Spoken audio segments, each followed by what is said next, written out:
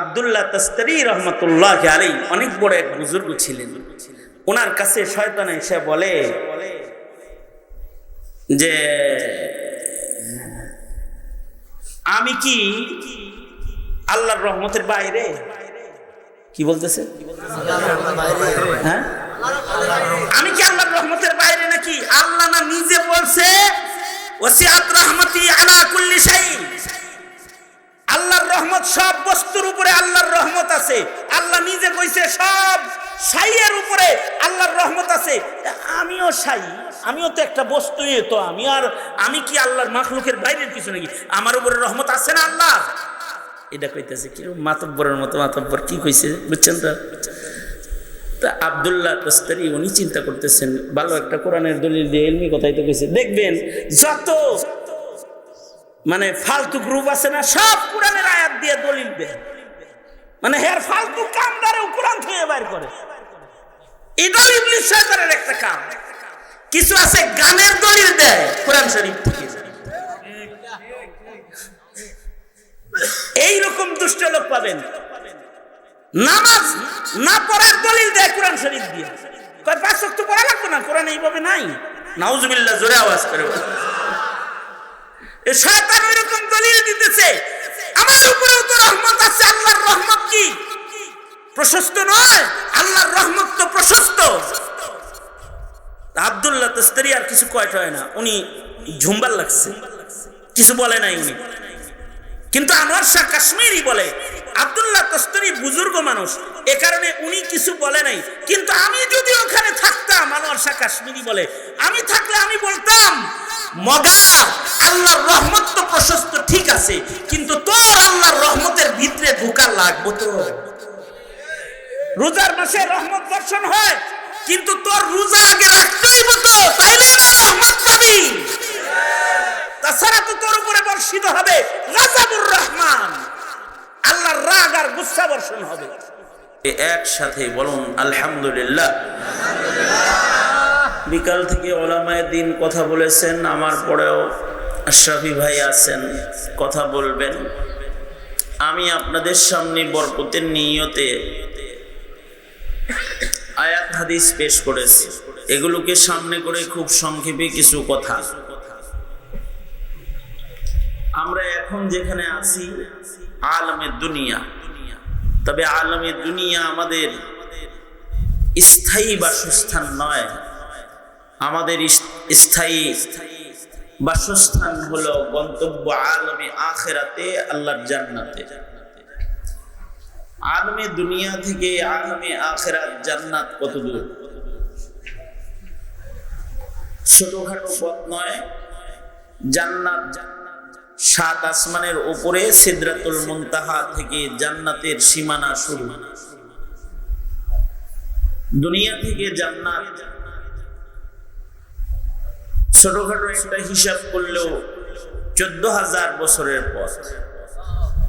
কারণ জান্নাত সিদরাতুল মুনতাহা জান্নাতের বর্ডার এরিয়া, বড়ই গাছ, হযরত জিবরাইলের স্টেশন যেটা, এইটা জান্নাতের বর্ডার এরিয়া।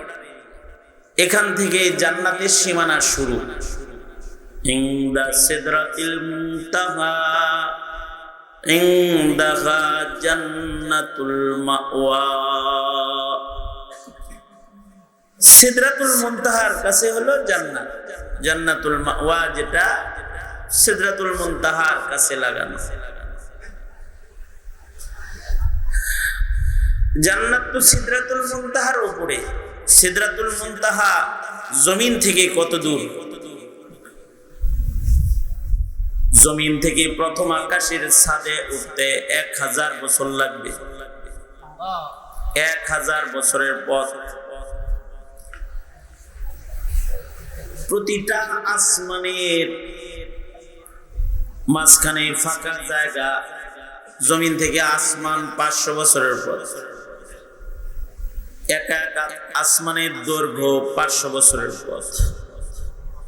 তার মানে হলো জমিন থেকে প্রথম আকাশের ছাদে যাইতে 1000 বছর লাগবে। প্রথম আকাশ থেকে দ্বিতীয় আকাশের ছাদে পৌঁছতে 2000 বছর। তৃতীয় আকাশ 3000, চতুর্থ, পঞ্চম, ষষ্ঠ, সপ্ত আকাশ, 7 আসমানের ছাদে যেখানে ফিরিস্তাদের কিবলা বাইতুল মামুর অবস্থিত, জমিন থেকে বাইতুল মামুর পর্যন্ত 7000 বছরের সফরের পথ।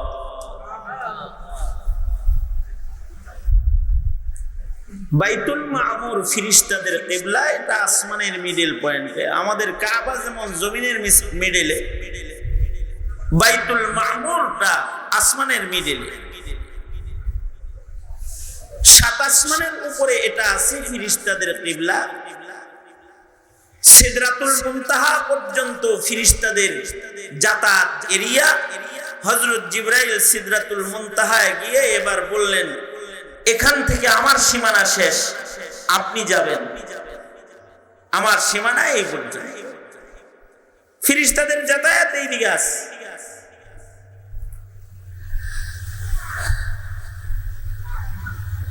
ফিরিস্তাদের কিবলা হলো বাইতুল মামুর।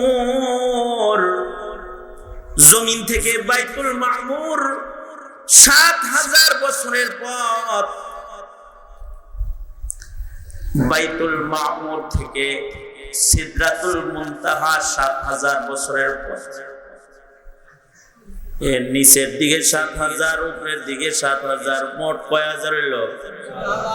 এই নামটা মরেননি? কয় হাজার হয়েছে? সর্বসা করলে সর্বনিম্ন একটা হিসাব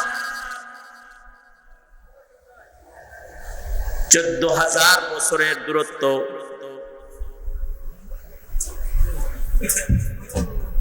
জমিন থেকে এদিকে চলে আসে।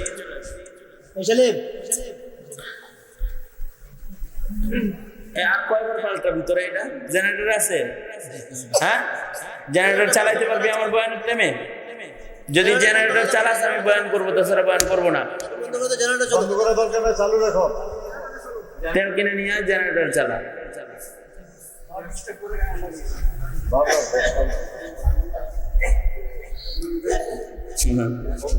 ঠিক না? হ্যাঁ, এমনি আমরা বসলে বিদ্যুৎ অফিসে যেগুলো আওয়ামী লীগের চেলা টেলা থাকে, ওগুলোর হাত এমনি নড়ে চড়ে বেশি।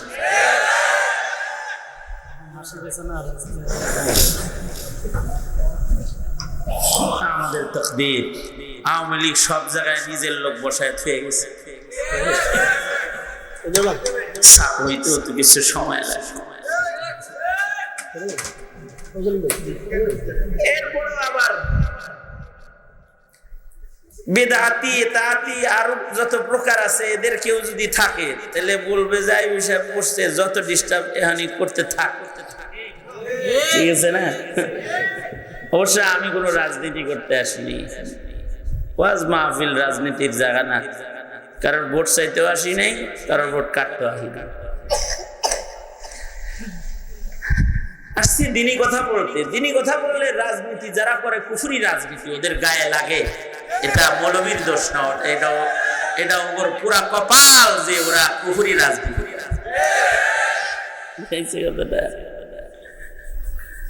যাই হোক, এগুলো কথা না। আমি আমার রাস্তায় চলতে থাকি, আপনারা আমার লগে থাকেন। আমি তো কিছু সময় ধন্যবাদ উপরে তুলেন, নারা যারা দেন ভালোই তো, আত্মা তো ভালোই। সবার সোজা করেন না, দেখি মুখটাও ভালো আছে কিনা। জোরে আওয়াজ করে বলেন সুবহানাল্লাহ, আওয়াজ করে বলেন আলহামদুলিল্লাহ, আওয়াজ করে বলেন লা ইলাহা ইল্লাল্লাহ, আওয়াজ করে বলেন আল্লাহু আকবার। এই যেমন আমার দিকে ছিলেন,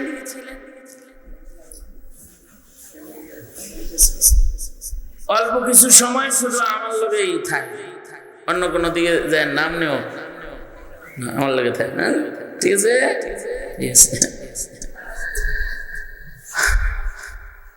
শুরু করতে পারি? আমার কি বয়ান বন্ধ করে আপনাদেরকে আবার আমার দিকে করতে হইব? এই শেষবার আমার দিকে করলাম, আবার যদি দেখি কেউ অন্য দিকে গেছেন তাহলে আমিও ঢাকার দিকে যাবো, ঠিক না?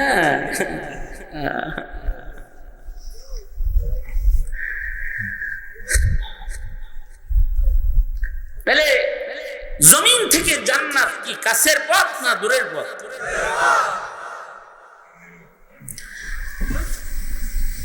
পথের মধ্যে ডাকাত আছে, দুশমন আছে, আমগর রাস্তাঘাটে দুশমন নাই। জান্নাতের পথেও দুশমন আছে। জমিন থেকে জান্নাত পর্যন্ত যাইতে দুশমন আছে, দুশমন। দুশমনের খপ্পরে যদি কেউ পড়ে যায় তাহলে তার জান্নাতে যাওয়া বাদ,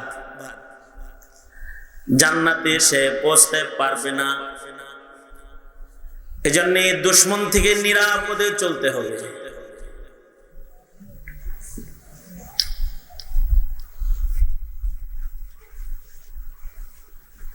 দুশমন বেশি দুশমন না, মাত্র দুইটা দুশমন জান্নাতে যেতে।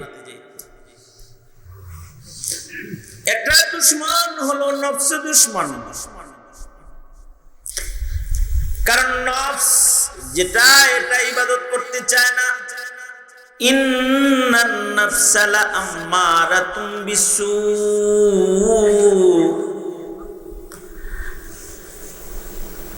নফসের হাকিকত হলো নফস গুনাহ করতে চায়। নফসটা একটা দুশমন। আর একটা দুশমন হলো আজাজিল, শয়তান দুশমন। মোট দুশমন কয়টা হইল?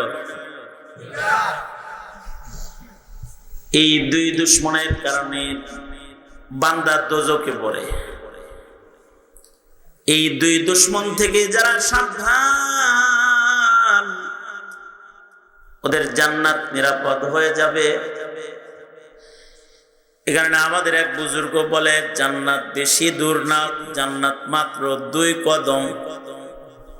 জমিন থেকে জান্নাত মাত্র 2 কদম। তবে কদম দুইটা শয়তানের গায়ে রাখতে হবে। শয়তানের কথা না শুই না, শয়তানের মাথার উপরে পাড়াই কাজে চলবে।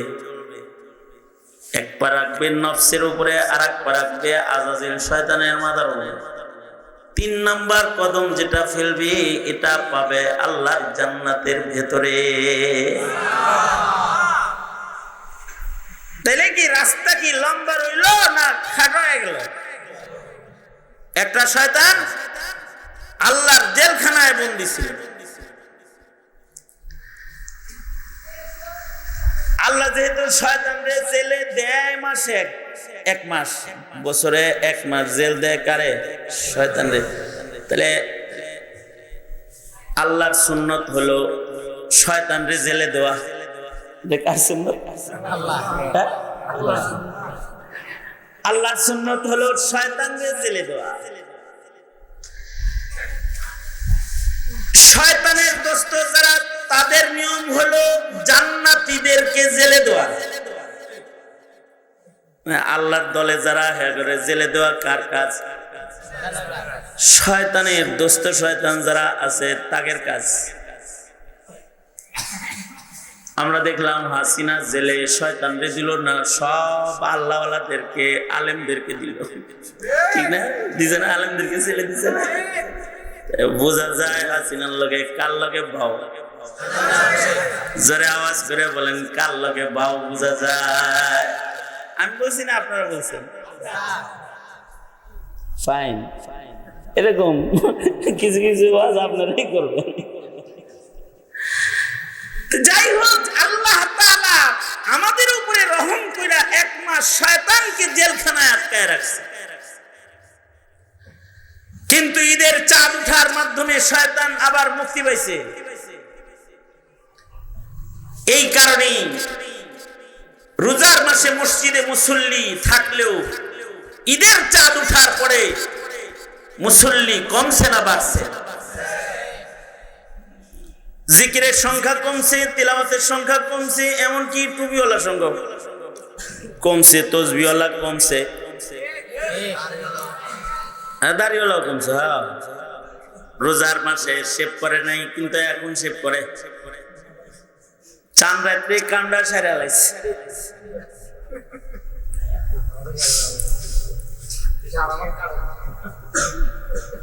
তুমি কথা কইতে পারবে না, আওয়াজ হয় তুমি তুমি শুনবা। রোজার মাসে ইবাদত বেশি করছে, এখন আবার ইবাদত কমাইছে। কারণ হলো দুশমন ধোঁকা দিতেছে। এ কারণে মসজিদে মুসল্লির সংখ্যা কমে গেছে, কারণ শয়তান পিছনে আবার লেগে গেছে। শয়তান পিছে লাগলে তো শয়তান কিছু কিছু মানুষের উপরে বিজয় হবে। তো শয়তান যাদের উপরে বিজয় হয়ে যায় তারা পিছে পড়ে যায়। শয়তানকে বিজয় হইতে দিলে জান্নাতে যাওয়া বাধাগ্রস্ত হয়ে যাবে। এমনি শয়তান কিন্তু সবার দুশমন, প্রকাশ্য দুশমন। ইন্নাশ শাইতানা লাকুম আদুউম মুবিন। শয়তান থেকে কিন্তু সাবধান। কতক্ষণ সাবধান থাকবে? জন্ম থেকে মওত পর্যন্ত পুরা সময়। এক সেকেন্ডের জন্য শয়তান থেকে অসাবধানতা অবলম্বন করার কোনো সুযোগ নাই। কারণ শয়তান মানুষকে জন্মের দিন থেকেই ধোঁকা দেওয়া শুরু করে। দুশমনিটা জন্ম থেকেই শুরু হয় মওত পর্যন্ত। হাদিসে আছে শয়তান 3 সময় পেরেশান হয়। কয় সময়? শয়তান 3 সময় খুব বেশি পেরেশান হয়ে যায়। তার একটা সময় হলো যখন কোনো মানুষের জন্ম হয়, শয়তান তখন পেরেশান হয়ে যায়। কারণ মানুষকে শয়তান দুশমন মনে করে। দুশমনই তো। শয়তান মানুষের দুশমন, মানুষ শয়তানের দুশমন। শয়তান মনে করে একটা মানুষ জন্মাইলো তার মানে আমার একটা দুশমন নতুন করে যোগ হইল। এ কারণে মানুষের যখন জন্ম হয় শয়তান পেরেশান হয়ে যায়। শয়তান ভূমিষ্ঠ সন্তানকে আক্রমণ করে, মারতে থাকে, মাস করে, এমনকি প্রহার করে। বাচ্চার গায়ে শয়তান প্রহার করে, রাগ আর গুসায় বাচ্চাকে মারে। এ কারণে বাচ্চা জন্মের সময় শয়তান থেকে বড় নিরাপত্তা আল্লাহর কাছে চাইতে হয়। শয়তান যদি কোনো বাচ্চাকে মাস করে তো বাচ্চা অনেক সময় বিকলাঙ্গ হয়ে যায়, অসুস্থ হয়ে যায়, পাগল হয়ে যায়। শয়তান মাস করে তো শয়তান মাস করলে পরে বাচ্চার উপরে শয়তানের আসার পরে তাসির করে যায়। এ কারণে শরীয়তে ইসলামে শয়তান তাড়ানোর যন্ত্র হলো আল্লাহর নামের তাসবিহ। শরীয়তে আপনি কাগজে কি হিসাব করেন ভাইজান? ওটার আওয়াজ পাইতো, পাতা উল্টে দিয়েছেন, হুদাই আওয়াজ আসতেছে, ডিস্টার্ব করেন। ভালো সরস্বতী ভালো নাই।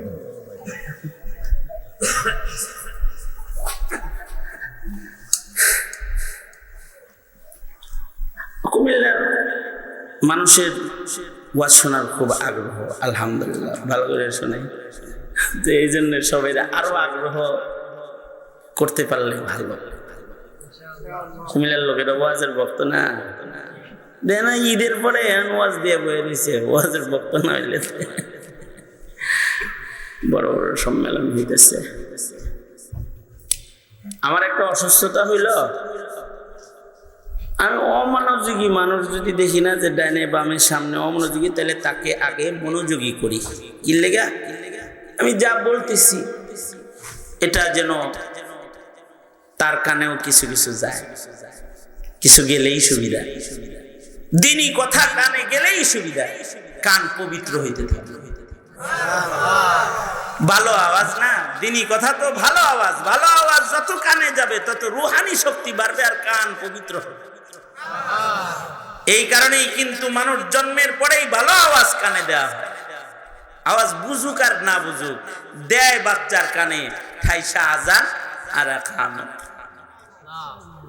শয়তান দূরে চলে যাক আর ভেতর সাফ পাক হয়ে যাক, কান পবিত্র হয়ে যাক, ভালো শব্দের দ্বারা তার দুনিয়ার কানের ব্যবহারটা আরম্ভ হয়ে যায়। ভালো আওয়াজ আগে শোনায়। আল্লাহর নাম নিলে শয়তান দূরে চলে যায়। এ কারণে বাচ্চার কানে আজান দেওয়া হয় জন্মের সাথে সাথে। ডান কানে আজান, বাম কানে ইকামত। এটা যত দেরি করে শয়তান তত সুযোগ নেয়, শয়তান তত বেশি সুযোগ দিবে। জন্মের সাথে সাথে বাচ্চাটাকে তার ডান কানে আজান, বাম কানে ইকামত দিয়ে দিতে। এইটা এক নাম্বার কাজ। এই কারণেই নারীদেরও আজান ইকামত শিখতে হয়। বাচ্চার জন্মগ্রহণ করছে, যদি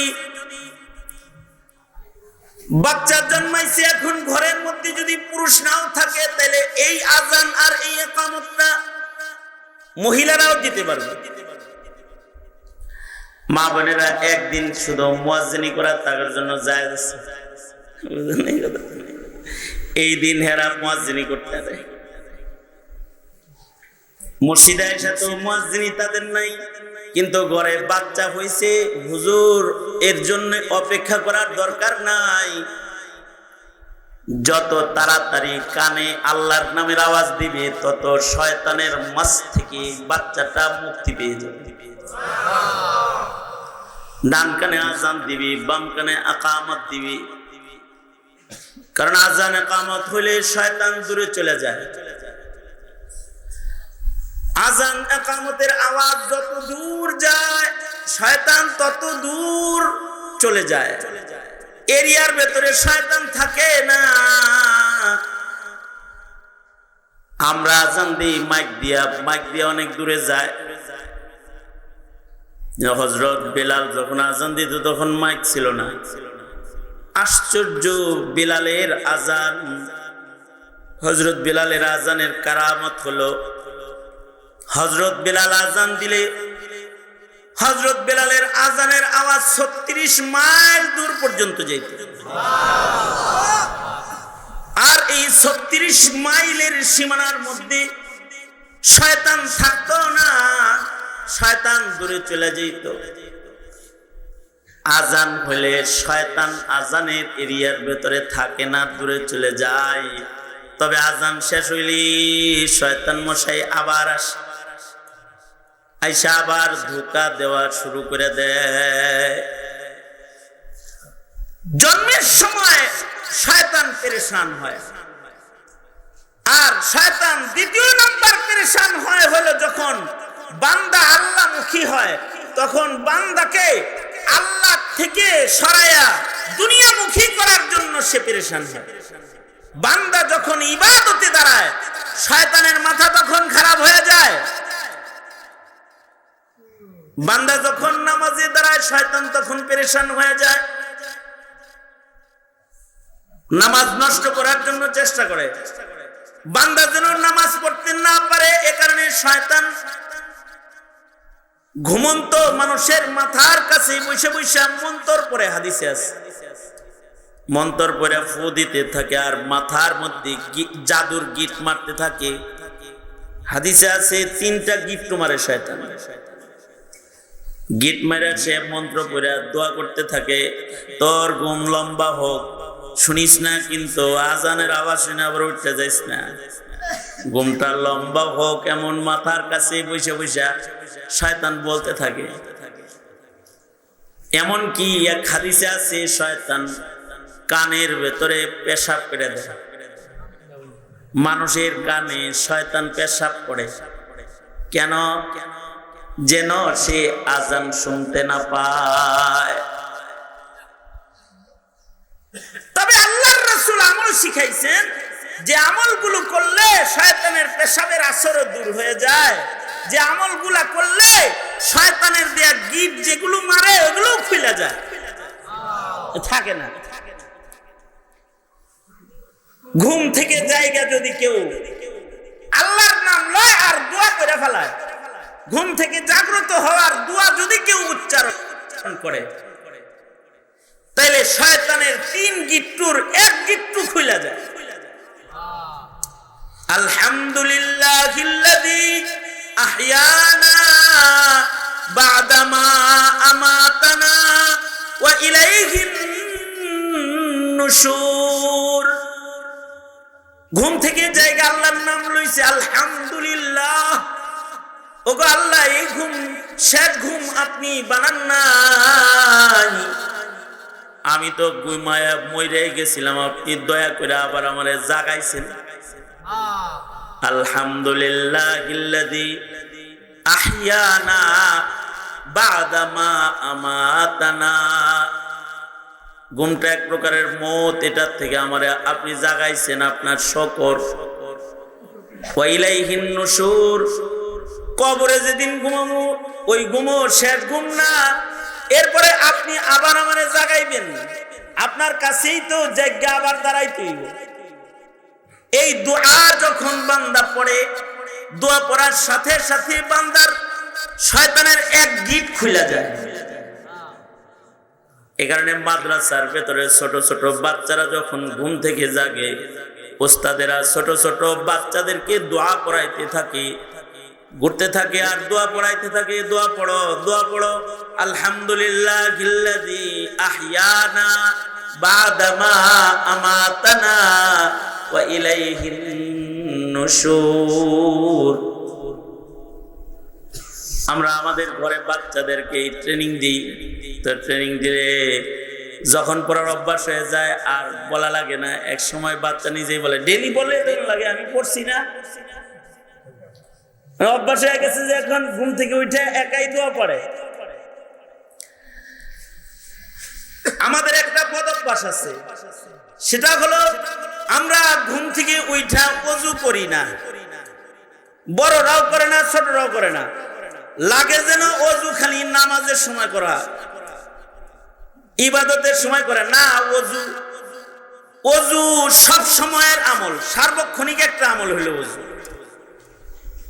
এ কারণে ওযু খালি ইবাদতের আগে করবে তা না, ঘুম থেকে উঠাও আগে ওযু করবে। এমনকি গোসল করতেছে, গোসলের আগে ওযু করবে। আগে ওযু পরে গোসল। ঘুম থেকে জাগ্রত হয়েছে তো আগে ওযু করবে। আমাদের আদত হলো আমরা মিসওয়াক কইরা ব্রাশ কইরা বাইরে হয়ে যাই, মুখ সাফ হইছে কিন্তু শয়তানের গিটটা খুলে নাই। মুখ কিন্তু সাফ হইছে, শয়তান যে জাদুর গিটটা মারছে এটা খুলে নাই। কিন্তু কেউ যদি ওযু করে, ঘুম থেকে ওঠার পরে ওযু করার সাথে সাথে আরেকটা গিট্টু খুলে যায়, এবার ইবাদতের জন্য আরেকটু শক্তি বেড়ে যায়। আর যদি এই ওযু দিয়া 2 রাকাত নামাজ পড়ে ফেলায়, তাহিয়াতুল ওযু অথবা কোনো ইবাদত যদি ওযু করে ফেলায়, আরেকটা গিট খুলে যায়। এবার বান্দাটা নিরাপদ হয়ে যায়। আর যদি আমলগুলা না করে তো শয়তানের জাদুর ভেতরে আটকা রয়, তখন তার ইবাদতের ভেতরে অলসতা বাড়তে থাকে, শয়তানের ধোঁকার আসর তার পড়তে থাকে।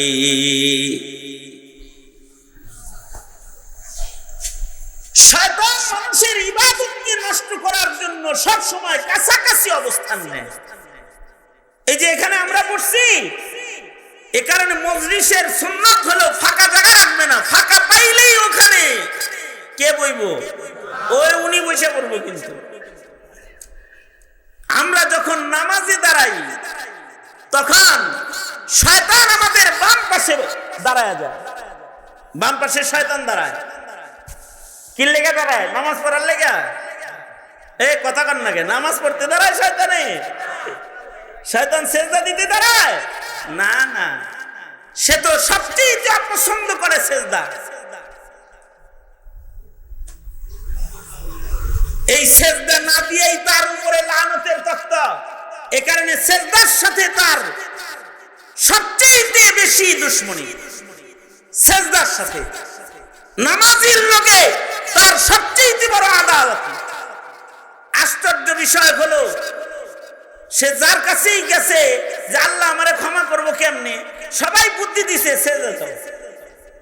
যেমন মুসা আলাইহিস সালামের কাছে যায় বলে আল্লাহ আমাকে মাফ করবে না, যাও আদমের কবরে একটা সেজদা দাও, আল্লাহ বলছে মাফ করে দিবে। জীবিতটারে দেই নেই আর মরাটারে দিব না। শয়তান জুনায়েদ বাগদাদির কাছে গেছে। জুনায়েদ বাগদাদি কি যা বলে, এই জুনায়েদ আমারে কি আল্লাহ মাফ করবো না নাকি?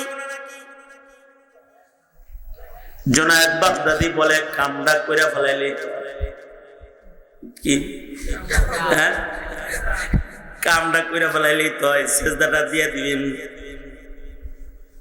শয়তান বলে কি জুনায়েদ, আমি তোমার মনে করছিলাম তুমি আলেম মানুষ, তোমার জ্ঞান বুদ্ধি এলেম কালাম কিছু আছে, এখন দেখি তোমারও কোনো জ্ঞান বুদ্ধি নাই। কে কয়, কে কইতেছে এই কথাটা, কারে কইতেছে? জুনায়েদ বাগদাদি রে বলতেছে আমি জানতাম তুমি একটা আলেম মানুষ, বড় মুহাদ্দিস মুফতি সাহেব বুজুর্গ মানুষ, এখন দেখি তুমি আস্তে একটা জাহেল, তুমি একটা মূর্খ। কেন মানে মূর্খ কও? তুমি গায়রুল্লাহরে সেজদা দেওয়া যে শিরক, এটাই তুমি জানো না। কি কইছে? সেজদা একমাত্র কার জন্য? জোরে আওয়াজ করে বলেন সেজদা কার জন্য? আল্লাহ ছাড়া আর কাউরে সেজদা দেওয়া যাবে? জোরে আওয়াজ করে বলেন যাবে? আল্লাহ ছাড়া কেউ যদি কবরে সেজদা দেয় ঈমান থাকবে না যাইব? মানুষের পায়ে যদি সেজদা দেয় ঈমান থাকবে না যাইব? গাছের মাছের যদি সেজদা দেয় ঈমান থাকবে না যাইব? কারণ সেজদা কার? সেজদা আল্লাহর জন্য, গায়রুল্লাহকে সেজদা করা শিরক। জুনায়েদ বাগদাদি কি বলে, হায় হায় জুনায়েদ, গায়রুল্লাহকে সেজদা করা শিরক, এটা তুমি জানো না? এত বড় জাহেল তুমি। না, আমি জাহেল না,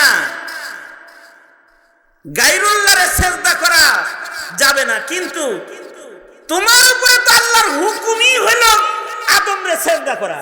এখনো তো ওই হুকুমটাই তুমি মানলা না। সেজদা তো আসল না, হুকুমটা হলো আসল। কারণ রোজার মাসে হালাল পানিও পান করি নাই, কারণ নিষেধ কার?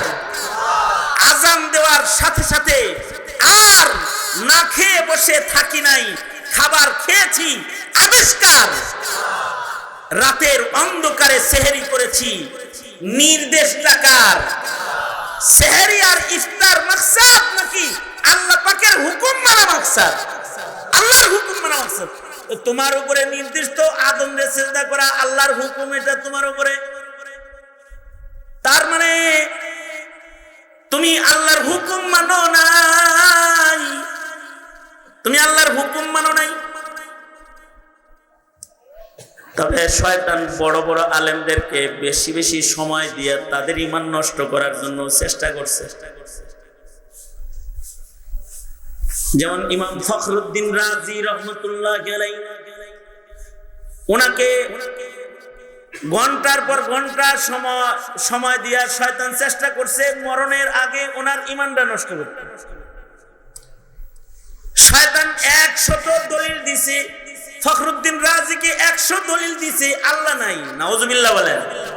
আল্লাহ আছে না নাই? জোরে বলেন, আরো জোরে আওয়াজ করে বলেন আল্লাহ আছে না নাই? কয়জন কয়জন আল্লাহ? বলুন আওয়াজ করে, লা ইলাহা ইল্লাল্লাহ। জোরে আওয়াজ করে বলেন লা ইলাহা ইল্লাল্লাহ। আল্লাহ আছে না নাই? কিন্তু শয়তান বলে আল্লাহ নাই। ফখরুদ্দিন রাজির কাছে 100 দলিল দিছে, আর ইমাম ফখরুদ্দিন রাজি 100 দলিলকে কাটছে। সাকারাতুল মউত চলছে, ঠিক এমন সময় ওনার শায়েখ, ওনার উস্তাদ ওনার ঘরের ভেতরে ঢুইকা বলে, শয়তানের লগে গল্প করে সময় নষ্ট করতেছো কেন?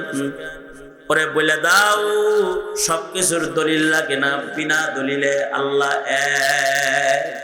এই বিশ্বাসের নামই ঈমান। বলো তাকে। ফখরুদ্দিন রাজি বলে বিনা দলিলে আল্লাহ আছে, আল্লাহ এক। বাস লা ইলাহা ইল্লাল্লাহ উচ্চারণ করছে, আর ফখরুদ্দিন রাজি জান্নাতে চলে গেছে, মৃত্যু হয়ে গেছে। শয়তান 3 সময় ধোঁকা দেওয়ার জন্য পেরেশান হয়ে যায়। একটা হলো জন্মের সময়, আর একটা হলো মানুষ যখন ইবাদত করে ইবাদতের সময়, আর একটা হলো মরণের সময়। আপনি আমি যখন ইবাদত করি তখন শয়তান ইবাদত নষ্ট করার জন্য দেখবেন নামাজে দাঁড়াইছেন, নামাজ পড়তেছেন, দেখবেন নামাজে দাঁড়াইলে যত বুইলা যাওয়া কথা আছে সব স্মরণ হয় না? স্মরণ যা যা বুইলা গেছিলেন সব মনে হয়। এই যে মনে যে হয় এগুলো কানের কাছে কে কয় জানেন? শয়তান সব স্মরণ করায় দিতে থাকে। আবার আজান হইছে যে এটা আবার ভুলায় দেয়। আধা ঘন্টা আগে আজান হইছে, একটা আজান হইছে, 1:30টায় জামাত, শয়তান ভুলাই দিছে যে আজান হইছে। অনেকক্ষণ পরে হায় হায় হায় আজান হইছে রে, আরে ভুলে গেছিলাম রে। এই অনেকক্ষণ পরে কইছে, এই যে ভুলাইলো, কে ভুলাইলো? ওমা আনসানিহু ইল্লা শাইতান। মানুষের শয়তানে ভুলায়, আবার শয়তানে আবার অনেক গল্প স্মরণ করায়। নামাজের ভেতরে বিভিন্ন কাহিনী স্মরণ করায় দেয়। এজন্য কারণ যদি কিছু ভুলে যাওয়ার রোগ থাকে, তাহলে আমি বুদ্ধি দিচ্ছি আমার বিবিরে। আমার বিবির একটা সমস্যা হলো আলমারির চাবি খুঁজা পায়, মানে কই যে চাবি রাখছে এটা ঘর ঘুরে খুঁজা আর খুঁজা বের করতে পারে না। এদিক দিয়ে জরুরি জিনিস বাইর করতে হইব, আলমারি খুলতে হইব, মানে তোশকের নিচে খুঁজে, বালিশের নিচে খুঁজে, আলমারির উপরে খুঁজে, যত জায়গা আছে পাকের ঘর ডিক্সি ডিক্সি সব খুঁজে। একদিন এরকম সব খুঁজতেছে, তা আমার বড় মেয়ে এসে আম্মু কোমরে না রাখলে দেখো না ওখানে আছে নাকি। পরে দেখে যে মাজাই আছে, মানে কোমরে চাবি লয়ে পুরা ঘর করছে। তো মাঝে মধ্যে আমি তো পুরুষরা মাঝে মাঝে খেপে যায় না, আমি আমার তো আল্লাহ কাঠ দেওয়া নাই না, আমিও মাঝে মাঝে শীতে শীতে যাই। হ্যাঁ, তোমার কোনো কিছু দিলে তুমি রাখো কোন জায়গায়, এটা খুঁজে পাও না, এটা একটা কাজ হলো নাকি? স্মরণ রাখবা। দিছি একটা ধমক ঠিকঠাক মতো, ধমক দিলে পরে চিকন বুদ্ধি তো বেশি হে করাবা। কয় যে আপনি আলেম মানুষ, আমি বলে যে আমার একটা আমল শিখাই দিলেই তো এই জন্য স্মরণ হয়। বুদ্ধিটা তো খারাপ দিচ্ছে না, ঠিকঠাক। ঠিক আছে, বুদ্ধি যেহেতু চাইছে, তা আমি একদিন বুদ্ধি দিলাম, তুমি যদি কিছু ভুলে যাও তাইলে সাথে সাথে ওযু করে নামাজে দাঁড়ায় যায়। এটা তোমার স্মরণ করার আমল। তো কয়েকদিন এই আমল করার পরে একদিন আমারে বলতেছে, আব্দুল্লাহ রাব্বা এটা তো আজব আমল। কেন কিছে? কয় তাকবীরে তাহরিমা বানতে দেরি হয়, মনে হইতে আর দেরি হয় না। তখন মনে হয় যে নামাজ ছাইরা দিয়ে আগে দেখি যে মনে হইছে হেনে আসেনি জিনিসটা। হ্যাঁ, এই তো কারিশমাটা এখানে। ভুলাইছে ও যেজন, স্মরণ করাইছে কে? সেজন। আসল মাকসাদ হলো আপনার আমার ইবাদত নষ্ট করে দেওয়া। শয়তানের মূল যেমন এখানে বয়ে রয়েছেন, এখন শয়তান অনেকরে বুদ্ধি দিব, শয়তানের ওয়াজ শোনা লাগে নাকি, যা যা বাচ্চা যা বিড়ি খায়া একটু ঘুরে ঘুরে আয়গা, আস্তে করে উঠে লয়ে যাইব। আর যারা বাইরে আছে করে কইতেছে, এই আবার শুনতে হয়, থাকে নেবে মাইক দিয়ে তো সত্যই শোনা যাইতেছে। হুজুর কি আর মিথ্যা কথা একটা কয়? যা বলতেছে হেরাও শুনে, আমরাও শুনি, বাইরেই থাকি। কিন্তু বাইরে থাকার কারণে কি হইতেছে? গুনাহ মাফ হইতেছে না। রহমত দিয়ে গোসল হইতেছে না। যেমন এখানে পয়সা রয়েছি আমরা রহমত পাইতেছি, যারা এটার বাইরে আছে তারা রহমত বঞ্চিত। আমরা এখানে পড়ছি তো হাদিসে আছে গাশিয়াতুহুমুর রাহমাহ, আমাদের উপরে রহমতের বর্ষণ করতেছে কে? আল্লাহ জিকিরের মাহফিলে পড়ছি, রহমতের ভিতরে ঢুকছি। রহমতের ভিতরে না ঢুকলে রহমত পাওয়া যায় না। শয়তান এটাও দলিল দিছে। আমাদের পূর্বপুরুষ বড় আলেমে দ্বীন আনোয়ার শাহ কাশ্মীরি রহমতুল্লাহ আলাইহি, আনোয়ার শাহ কাশ্মীরি কত বড় আলেম ছিল! আনোয়ার শাহ কাশ্মীরি রহমতুল্লাহ আলাইহি সুবহানাল্লাহ বলার লেগে রেডি হয়ে বসেন, ভালো ভালো কিছু খবর কই। আনোয়ার শাহ কাশ্মীরি রহমতুল্লাহ আলাইহি আল্লাহ এরকম একটা ব্রেন দিছিল, একবার পড়লে 40 বছর মনে থাকতো, বেশি না, মাত্র কত বছর? গোটা দেওবন্দের লাইব্রেরি ওনার মুখস্থ ছিল। উনি বলতেন দারুল উলুম দেওবন্দের কোন বই যদি উলুতে কাটে, ইঁদুরে কাটে, নষ্ট হয়ে যায়, আমাকে বলো, আমি এটা আবার পুনরায় যেমন ছিল তেমন লিখে দিব। সব মুখস্থ ছিল। এখানে ওনাকে বলা হতো মাকতাবাতুন আযীমাতুন হাইয়াতুন নাতিকাতুন, জিন্দা চলতি ফিরতি লাইব্রেরি ছিলেন আনোয়ার শাহ কাশ্মীরি। আনোয়ার শাহ কাশ্মীরি রহমতুল্লাহ আলাইহি বুখারী শরীফের শারিহুল বুখারী ওয়া তিরমিজি, তিনি বুখারীরও শরহ লিখছেন, তিরমিজিরও শরহ লিখছেন। তো বুখারীর শরহ এর ভেতরে একটা ঘটনা লিখছেন। আব্দুল্লাহ তাস্তারি রহমতুল্লাহ আলাইহি অনেক বড় এক বুজুর্গ ছিলেন। ওনার কাছে শয়তান এসে বলে যে আমি কি আল্লাহর রহমতের বাইরে? কি বলতেছে? হ্যাঁ, আমি কি আল্লাহর রহমতের বাইরে নাকি? আল্লাহ না নিজে বলছে ওয়াসিআত রাহমাতি আলা কুল্লি শাই, আল্লাহর রহমত সব বস্তুর উপরে আল্লাহর রহমত আছে। আল্লাহ নিজে কইছে সব শাইয়ের উপরে আল্লাহর রহমত আছে।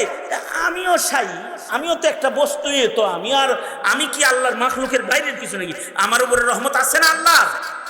এটা কইতেছে কি মাতব্বরের মতো। মাতব্বর কি কইছে বুঝছেন তো?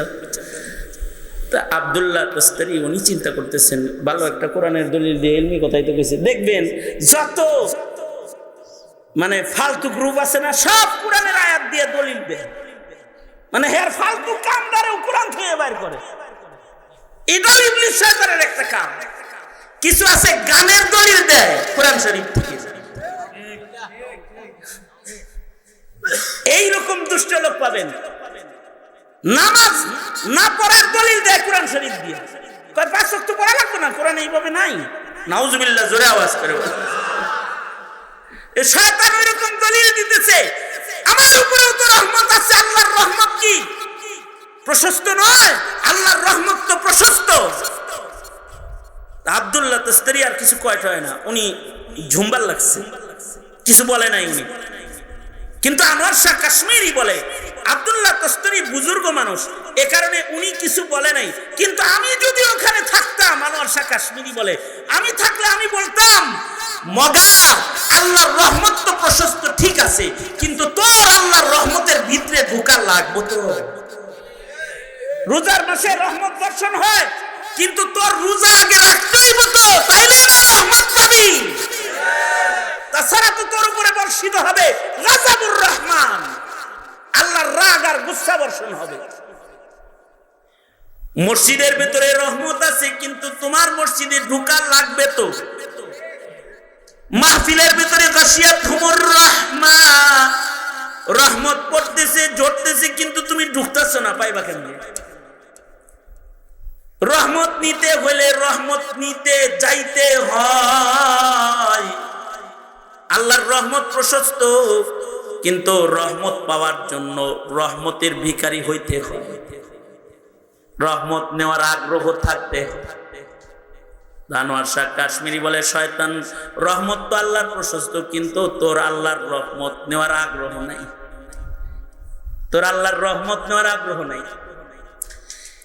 এ কারণে শয়তান আলেমদেরকে ভয় পায়, কারণ আলেমদের সাথে দলিল দিয়ে পারে না, কিন্তু জাহেলরে কাজ করে ফেলায়। আলেমরে কাজ করতে পারে না, কারণ আলেমের কাছে ইলম আছে। এ কারণে আল্লাহর রাসূল বলেন ফাকিহুন ওয়াহিদুন, আল্লাহর রাসূল বলেছেন ফাকিহুন ওয়াহিদুন আশাদ্দু আলা শাইতানি মিন আলফি আবিদিন। 1000 ওলি বুজুর্গের চাইতে শয়তানের জন্য একজন আলেম বেশি ভয়ঙ্কর। একজন ফকিহকে শয়তান যত ভয় পায় 1000 আবেদরেও এত ভয় পায় না। মানুষ শয়তান যারা হেরাও আলেমরে ভয় পায়, আবেদরে ভয় পায় না। আলেমরে ভয় পায় কিন্তু আবেদরে ভয় পায় না। যেমন শেখ হাসিনা আহমদ শফিরে যত ভয় পাইতো, অত ভয় বাংলাদেশের সব মুসল্লি করেও পায় না, পায় নাই। জুনায়েদ বাবুনগরীরে যত ভয় পেয়েছে, তত ভয় লাখো কোটি মুসলমানকে পায় নাই। শাইখুল হাদিস আল্লামা আজিজুল হক, মুফতি ফজলুল হক আমিনীকে যত ভয় পেয়েছে বাতিলরা, বাংলাদেশের মুসল্লিদেরকে অত ভয় পায় না। কারণ ফাকিহুন ওয়াহিদুন আশাদ্দু আলা শাইতানি মিন আলফি আবিদিন। একজন ফকিহ 1000 আবেদের চাইতে শয়তানের জন্য বড় ভয়ঙ্কর। 1000 আবেদরে কাজ করুন যায়, কিন্তু একজন আলেমরে কাজ করা যায় না। এ কারণেই আলেমদেরকে বাতিলরা কাজ করতে পারে নাই। যত বাতিল আছে তারা আলেমরে জমের মতো ভয় পায়, কারণ একজন আলেমের কাছে ইলম আছে, তার ইলমের দাম আছে। এ কারণে নাস্তিক বাজারে আলেম মরলে কেক কাটা হয়, আর আলেম মারা গেলে আবেদ আর ইমানদারদের ভেতরে শোকের ছায়া নেমে যায়। একজন আলেম মরলে আলম মরে যায়। মৌতুল আলিমি মৌতুল আলম। একটা আলেমের মৃত্যু মানে হলো আলেমের মরণ, কারণ একজন আলেমের অবস্থান বাতিলের জন্য ভয়ঙ্কর। এখনো একজন আলেমের অবস্থান বাংলার মাটির ইসলাম বিদ্বেষী শক্তির জন্য একজন আলেম ভয়ঙ্কর ত্রাস শক্তি, ভয়ঙ্কর ত্রাস। এটা ইবলিসের জন্য।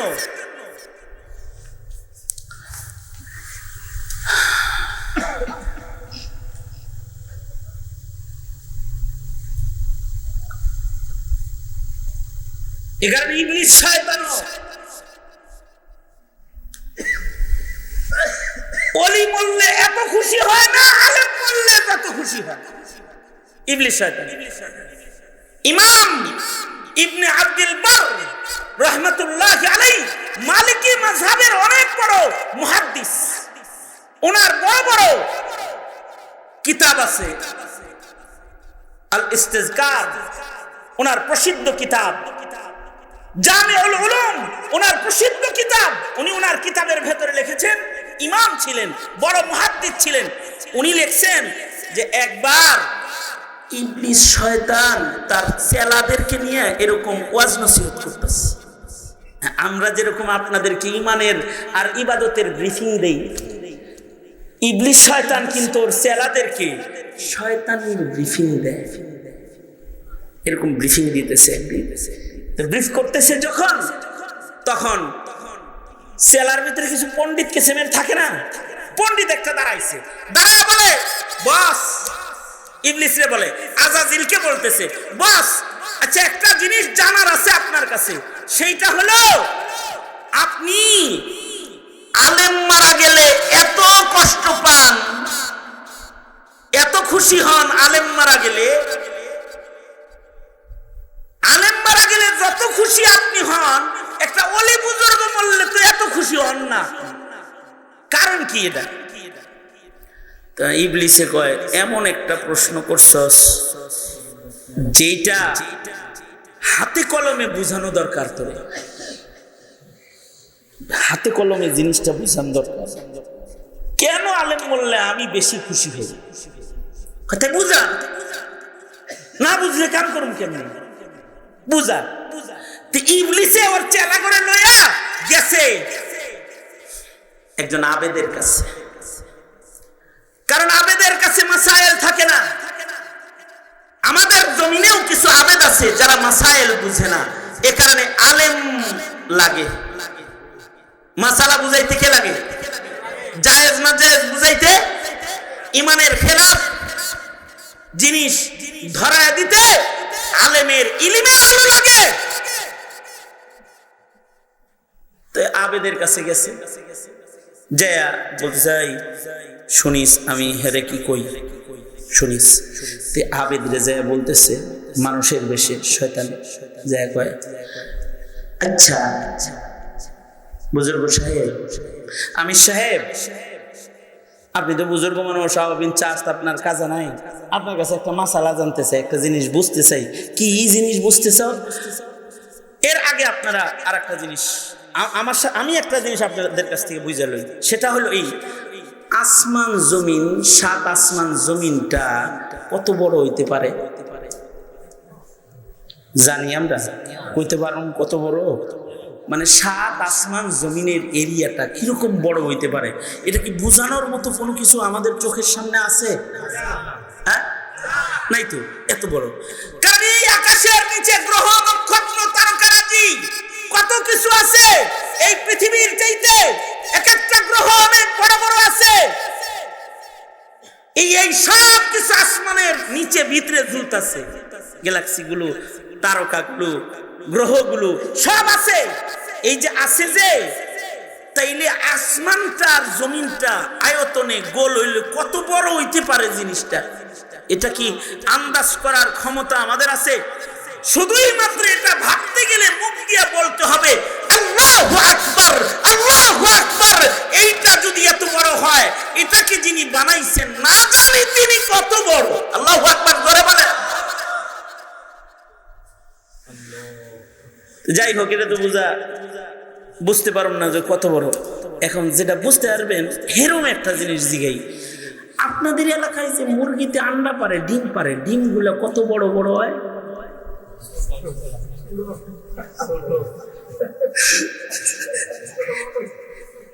আপনার কিছু মনে না, আমার সাথে একটু গল্প করেন না। আচ্ছা, যে মুরগিতে যে ডিমগুলা পারে, এই ডিমগুলা কিরকম হবে? 1 কেজি তো মিনিমাম, না কি বলেন? হ্যাঁ,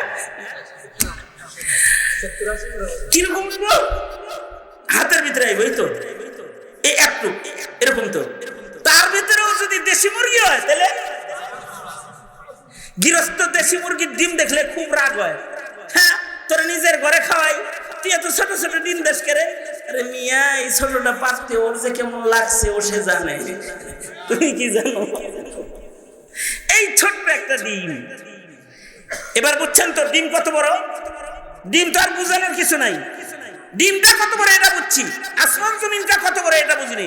কেউ যদি বলে যে গোটা আসমান আর জমিনকে ডিমের ভিতরে ঢুকায়া দিবে, আবার আসমান জমিনের ভিতরে যা আছে সব ঠিক থাকবে, এইটা কি সম্ভব? আপনারা যেমন কইছেন জিনা, এই অলিও কইছে জিনা, এটা সম্ভব না, কারণ ডিম ভাঙ্গা তছনছ হয়ে যাবে, এটার ভিতরে এটা ডুববো কেন? এই জিনা কয়ে তো, মতলব জিনা কয়ে তো আল্লাহর কুদরতও এর ভিতরে ঢুকাইয়া লাইছে, ওই পর্যন্ত তার ব্রেন যায় নাই।